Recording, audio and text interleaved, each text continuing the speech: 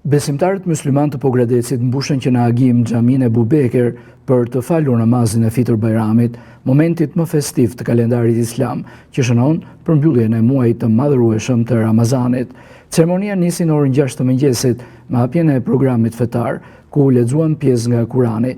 Pastaj erdhi dhe falja e namazit nga imami Mirel Mazelli. Allahu Ekber. Allahu Ekber. Urimi im shkon për të gjithë besimtarët e besimtarët e qytetit dhe rrethinave përreth, gëzuar festën e Fitër Bajramit. Zoti ju pranoft agjërimin, ju pranoft punët edhe veprat e mira.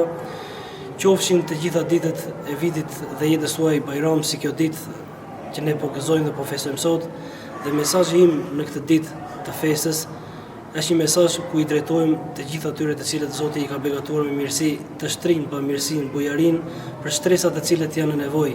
Një gjë të cilën, siç e treguam ne besimtarët e kësaj xhamie dhe xhamive të tjera, të cilët u bashkuan në solidaritetin e njerëzve në nevojë. Nëse ne do të jemi bashkë, do festojmë bashkë. Nëse ne do të bashkohemi për punë dhe për vepra të mira, më pak varfëri do të kemi dhe më shumë mirëqenie do të kemi.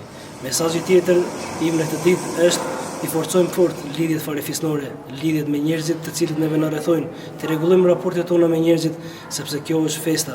Ky është kuptimi i festës së Fitër Bajramit, të rregullojmë raportet tona me Zotin, krijuesin e gjithësisë, dhe të rregullojmë raportet tona me njerëzit të cilët na rrethojnë. Gëzuar Fitër Bajramin për shumë vite. Agjërim të letë i pranuar. Sot për çdo vakt vim xhami. Ju uroj të gjithë besimtarët musliman besimtar, gëzuar Fitër Bajramin, qoftë ky një fillim i ri dhe ju uroj të gjithëve agjërim të pranuar dhe sa më shumë vepra të mira në të ardhmen. Selamun alejkum, gëzuar festën e Fitër Bajramit, Zoti na i pranon të gjitha adhurimet dhe veprat e mira, edhe na i mundëson që të arrijmë dhe shumë Ramazane të tjera në jetën tonë. Zoti ju shpërbleft, gëzuar Fitër Bajramit.